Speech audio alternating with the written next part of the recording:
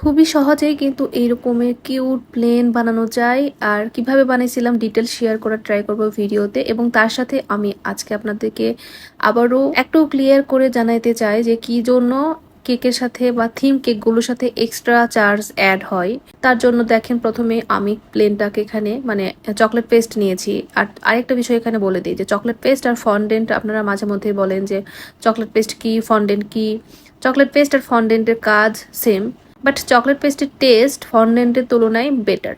বলছি না যে খুব বেশি ভালো, তবে ফন্ডেন্টের তুলনায় বেটার। এবং চকলেট পেস্ট হোয়াইট চকলেটের সাথে আরো বেশ কিছু উপকরণ একসাথে করে বানাতে হয়। আমি বাসাতে এটা বানাই নেই।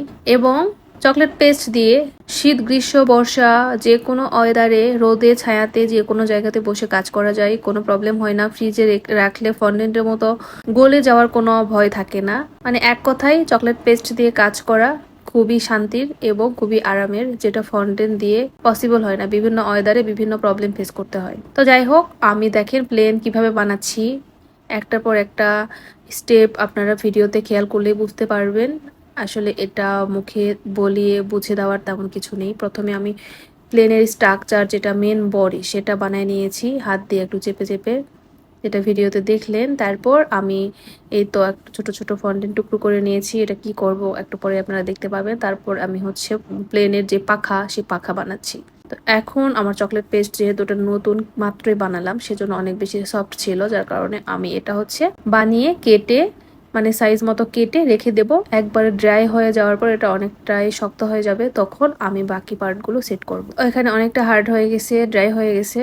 এরপর আমি হচ্ছে বাকি পার্টগুলো এখানে কমপ্লিট করছি। কিভাবে কি করছি একটার পর একটা আপনার ভিডিওতে খেয়াল করলে বুঝতে পারবেন। এখন আমি বলে নিই যে কেন থিম কেকগুলোতে এক্সট্রা চার্জ অ্যাড করা হয়, বা কেন কেকের সাথে আবার এক্সট্রা চার্জ আমরা ধরে থাকি বেকারসরা। আসলে দেখেন, এই যে আজকে যে প্লেন বানাচ্ছি, এই প্লেন বানাইতে আমার এখানে বেশ অনেকগুলো পরিমাণে চকলেট পেস্ট ইউজ হয়েছে, যেটার কিন্তু একটা এক্সট্রা কস্টিং আছে। তারপর এই প্লেন বানাইতে আমার অনেকটা সময় লেগেছে, এখানে অনেকটা সময় ব্যয় করতে হয়েছে, যেটার জন্য যেই সময় হলে আমি বেসিক ডিজাইনে কয়েকটা কেক করতে পারতাম। সো সময়ের কিন্তু একটা ভ্যালু আছে। এবং কিছু কিছু কেকের দেখা যায় যে এক্সট্রা নন এডিবল বিভিন্ন জিনিসপত্র অ্যাড করতে হয়, যেমন বার্থডে টপার্স, বাটারফ্লাই, অনেক কিছুই অ্যাড করতে হয়। সেক্ষেত্রে দেখা যায় সেগুলোর জন্য আমরা চার্জ ধরে থাকি। সো বেসিক ডিজাইন ব্যতীত থিম কেকগুলোতে যেহেতু এক্সট্রা সময় ইউজ করতে হয়, এক্সট্রা বিভিন্ন জিনিসপত্র ইউজ করতে হয়, দ্যাটস ওয়াই থিম কেকগুলোতে এক্সট্রা চার্জ অ্যাড হয়। খুব সহজভাবে বলতে গেলে আসলে এটাই, যেহেতু বেসিক কেকের তুলনায় থিম কেকে এক্সট্রা এক্সট্রা কস্টিং এবং এক্সট্রা সময় ব্যয় হয়, সেজন্যই থিম কেকে এক্সট্রা চার্জ অ্যাড হয়। আশা করি আপনারা বুঝতে পেরেছেন। এটা নিয়ে নেক্সট টাইম আপনাদেরকে আর ডিটেলস বোঝানোর প্রয়োজন পড়বে না আশা করি। তারপরেও যদি আরও কারো কোনো কোশ্চেন থাকে, অবশ্যই কমেন্ট সেকশনে কমেন্ট করলে আমি রিপ্লাই করে দেবো ইনশাল্লাহ। তো যাই হোক, দেখেন আমি এখানে প্লেনের পাখা থেকে শুরু করে সবকিছু বানাই নিলাম, এবং প্লেনের জানালাগুলো বানাইছি। এগুলো হচ্ছে ব্ল্যাক চকলেট পেস্ট, মানে হোয়াইটের সাথে আমি ব্ল্যাক অ্যাড করে বানাই নিয়েছিলাম।